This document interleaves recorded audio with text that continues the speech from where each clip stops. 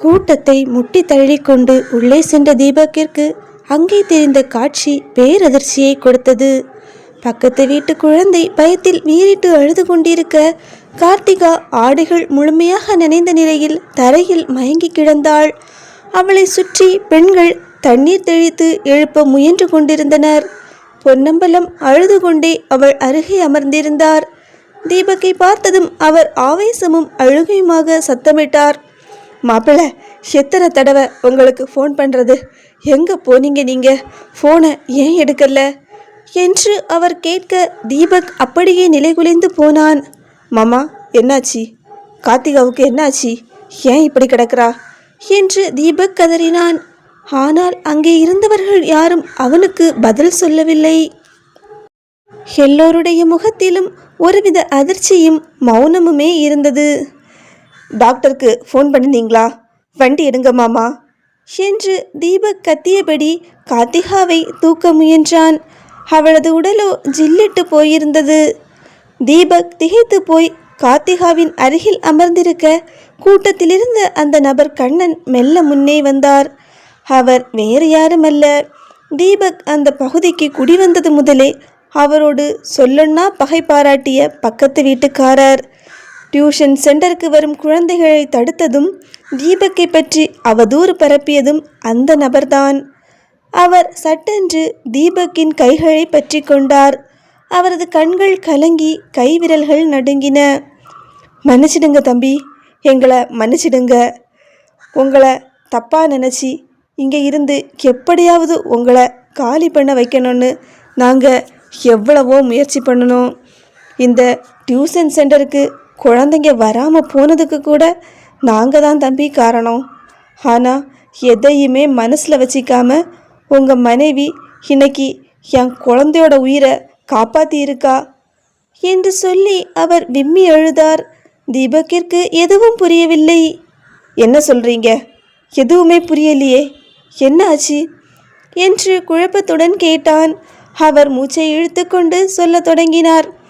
தம்பி, வழக்கம் போல என் குழந்தை வீட்டுக்கு பின்னாடி இருக்கிற அந்த ஆற்றுல இறங்கி விளையாடிட்டு இருந்திருக்கான். வருஷக்கணக்காக அந்த ஆற்றுல தண்ணி வந்ததே கிடையாதுங்கிற தைரியத்தில் நாங்களும் ரொம்ப அசால்ட்டாக இருந்துட்டோம். ஆனால் மேட்டு பகுதியில் பெஞ்ச மழையால் திடீர்னு ஆற்றுல வெள்ளம் வந்துடுச்சு. தண்ணி வந்த வேகத்தில் குழந்தைய இழுத்துட்டு போக ஆரம்பிச்சிடுச்சு. யாராலையுமே அந்த வேகத்துக்கு ஈடு கொடுக்கவே முடியலை. நாங்கள் எல்லாரும் கரை மேலே நின்று அலறதை தவிர வேறு எதுவும் செய்ய முடியலை. அவர் நெகிழ்ச்சியோடு கார்த்திகாவை பார்த்து தொடர்ந்தார். ஆனால் உங்கள் மனைவி கார்த்திகா, அவங்க மட்டும்தான் கொஞ்சம் கூட பயப்படாமல் உயிரை துச்சமாக நினச்சி அந்த ஆலமரத்தை விழுத பிடிச்சிக்கிட்டே தண்ணிக்குள்ளே குதிச்சாங்க. போராடி என் குழந்தைய மீட்டு கரைக்கு கொண்டு வந்து சேர்த்துட்டாங்க. ஆனால் அந்த அதிர்ச்சியிலையும் களைப்பிலையும் அவங்க அப்படியே மயங்கி விழுந்துட்டாங்க. தம்பி, உங்களுக்கு நாங்கள் என்ன கைமாற செய்ய போகிறோன்னே தெரியல என்று சொல்லி அவர் தீபக்கின் காலடியில் விழ துணிந்தார். தீபக் பதற்றமாக, ஐயோ பேசிக்கிட்டே நேரத்தை வீணடிக்காதுங்க, வண்டி எடுங்க, முதல்ல ஹாஸ்பிட்டல் போவோம். அவன் கார்த்திகாவை தூக்க முற்பட அவர் அவனை தடுத்தார். இல்லை தம்பி, பதறாதுங்க, டாக்டருக்கு ஃபோன் பண்ணிட்டோம், இதோ வந்துட்டே இருக்காரு என்று அவர் சொல்லி கொண்டிருக்கும் போதே அந்த பகுதியின் மருத்துவர் அங்கே வந்து சேர்ந்தார். கூட்டத்தை சற்று விலக சொன்ன மருத்துவர் கார்த்திகாவின் நாடி துடிப்பை பரிசோதித்தார். தீபக் மூச்சை பிடித்து கொண்டு அவர் முகத்தையே பார்த்து கொண்டிருந்தான். சிறிது நேர பரிசோதனைக்கு பிறகு மருத்துவர் நிமிர்ந்து பார்த்து புன்னகைத்தார். பயப்பட ஒன்றும் இல்லை தம்பி, ஒரு சின்ன அதிர்ச்சியினால் ஏற்பட்ட மயக்கம்தான் இது, மற்றபடி வேறு பெருசாக பிரச்சனை எல்லாம் இல்லை. ஆனால் ரொம்ப நேரம் தண்ணிக்குள்ளே இருந்ததுனாலையும் ஈர துணியோடு இருந்ததுனாலையும் உடம்பு ரொம்ப கூலிங் ஆகிடுச்சு. இப்போதைக்கு இவங்களுக்கு தேவையானது கொஞ்சம் கதகதப்பு தான் என்றார்.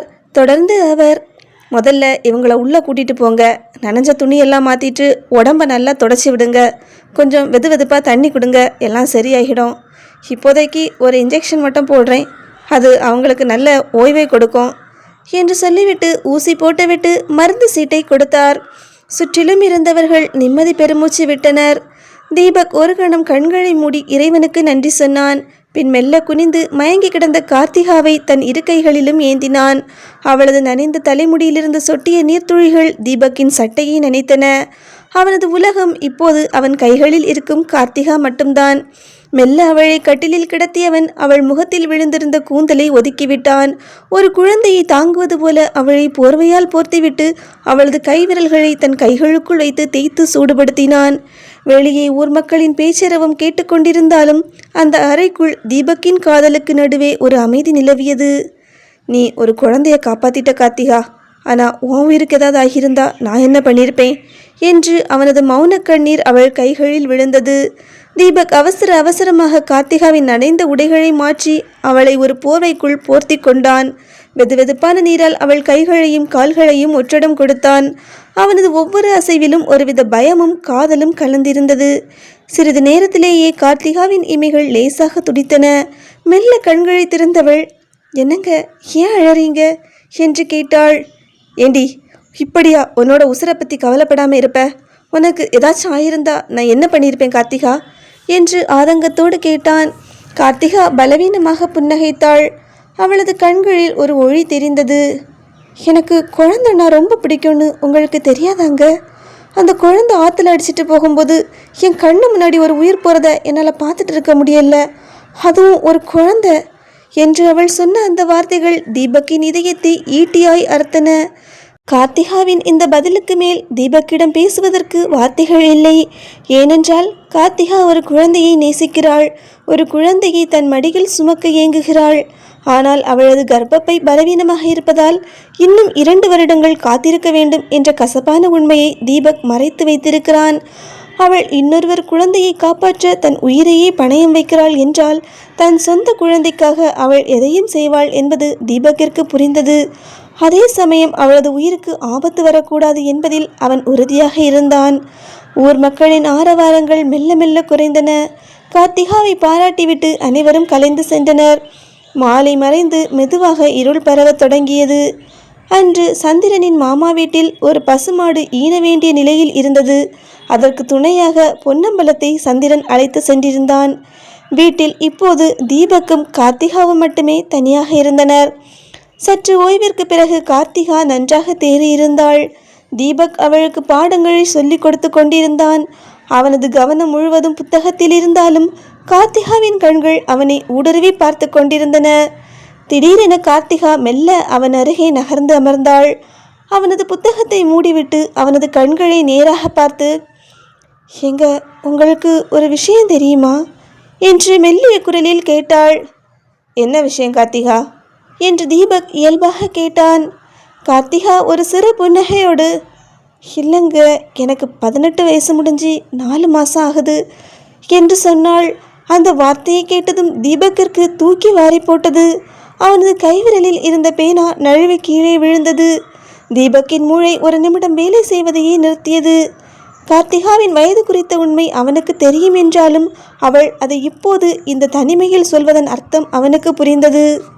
இதுவரை வயது பூர்த்தியாகாமல் குழந்தையாக இருந்தவள் இப்போது சட்ட ரீதியாகவும் உடல் ரீதியாகவும் ஒரு பக்குவத்தை அடைந்து விட்டதாக அவனிடம் உணர்த்துகிறாள்.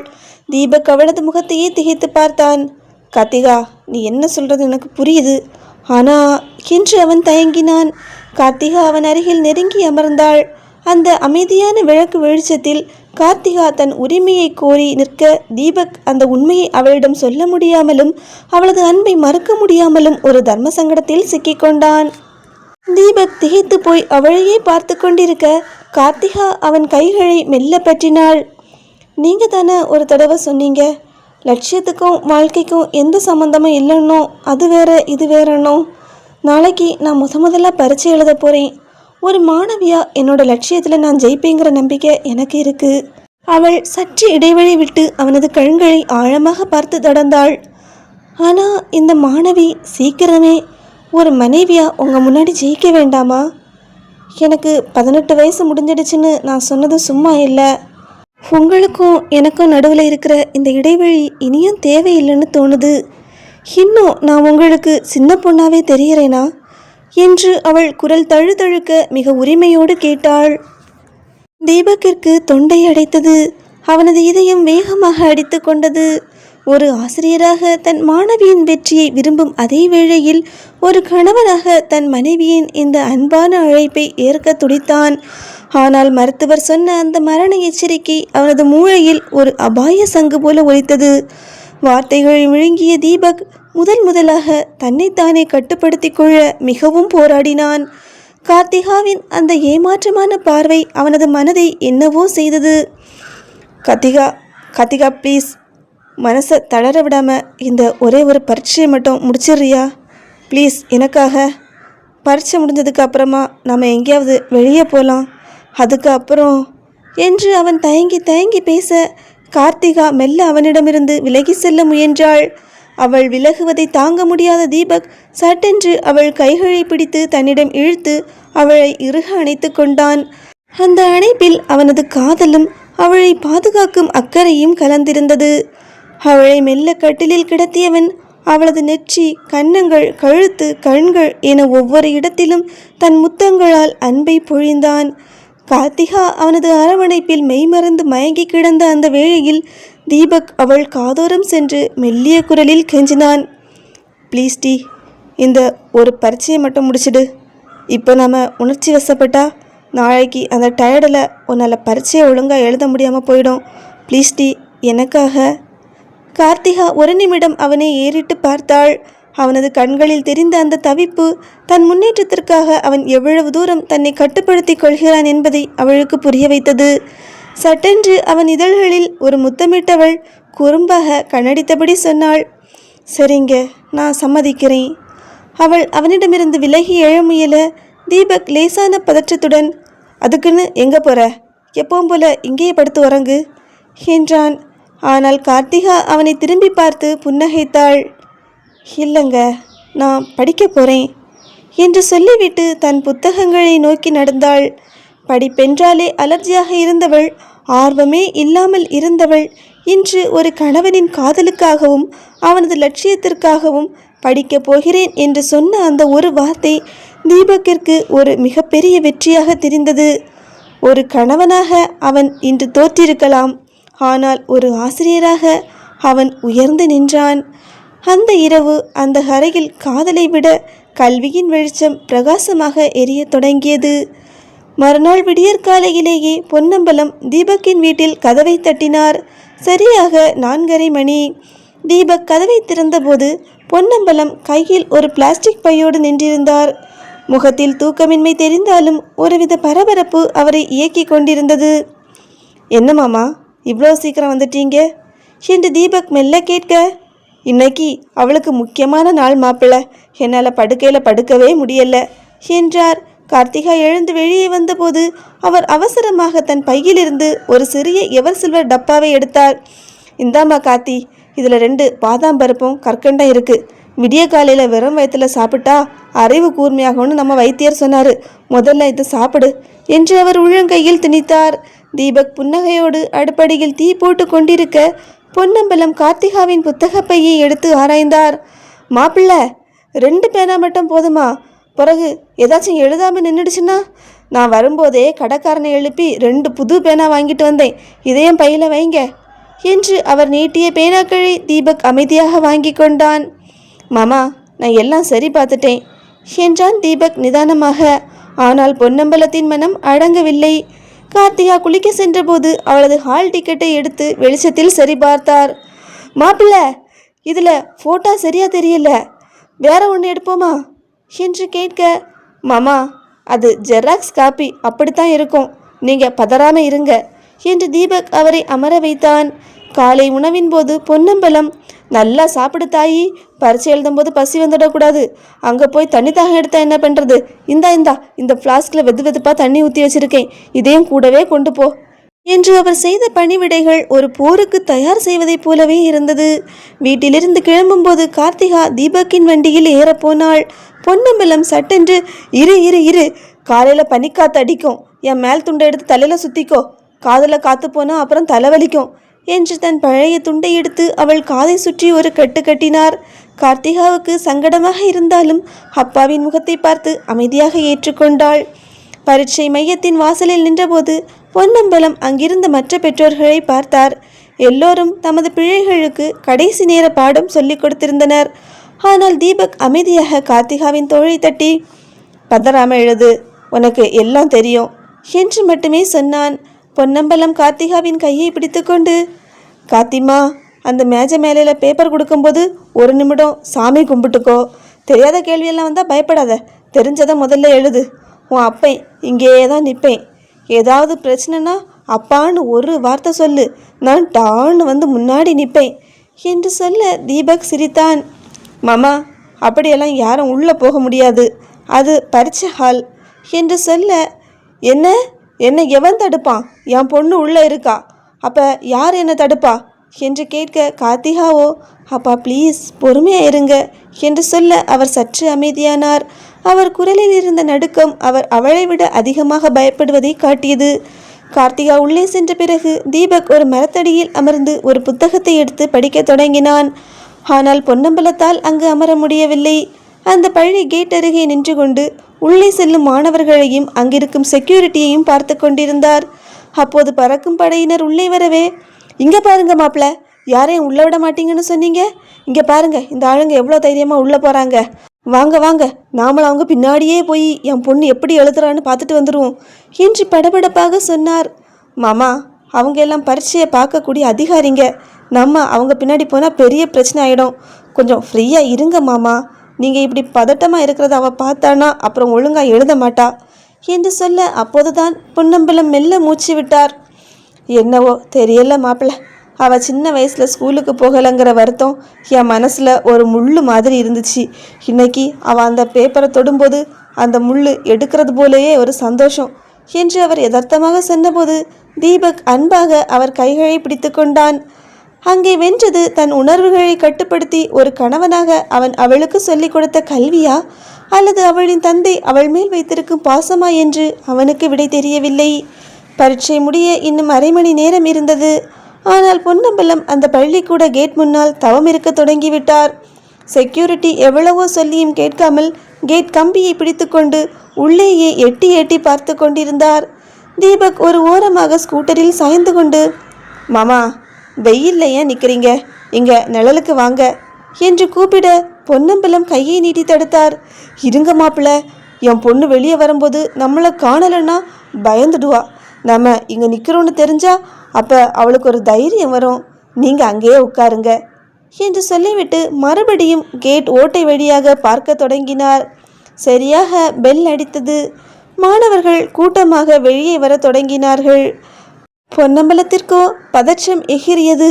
காத்தி காத்தி காத்திமா என்று அவர் கத்த பக்கத்தில் இருந்த மற்ற பெற்றோர்கள் அவரை ஒரு மாதிரியாக பார்த்தார்கள். கார்த்திகா ஒரு வழியாக கூட்டத்தில் மெல்ல நடந்து வருவதை பார்த்ததும் பொன்னம்பலம் கேட்டை தள்ளி கொண்டு உள்ளே நுழைய முயன்றார். செக்யூரிட்டி தடுத்ததும், ஏயா என் பொண்ணு வரா பாரு, விடியா என்று அவரோடு ஒரு சிறிய மல்யுத்தமே நடத்திவிட்டார். கார்த்திகா வெளியே வந்ததும் அவளது கையை பிடித்து இழுத்து, எப்படிமா எழுதுன, கை வலிக்குதா, பேனாலாம் ஒழுங்கா எழுதுச்சா என்று சரமாரியாக கேள்விகளை கேட்க தொடங்கினார். கார்த்திகா சிரித்துக்கொண்டே, நான் நல்லா எழுதுனேன்ப்பா, நீங்கள் ஏன் இப்படி பதறீங்க என்றாள். பதறாம பின்ன, காலையிலிருந்து ஒரு சொட்டு தண்ணி இறங்கலை எனக்கு என்று சொல்லி அவளை அணைத்து கொண்டார். அவர் கையில் ஒரு பேரப்பிள்ளையை கொடுத்திருந்தால் கூட இந்த அளவு மகிழ்ந்திருப்பாரா என்று தெரியவில்லை. ஆனால் கார்த்திகா பரீட்சை எழுதிவிட்டு வந்ததே அவருக்கு வாழ்வின் மிக பெரிய மகிழ்ச்சியாக இருந்தது.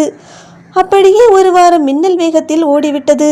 அந்த 7 நாட்களும் தீபக்கின் வீடு ஒரு தவம் செய்யும் இடமாகவே மாறியிருந்தது.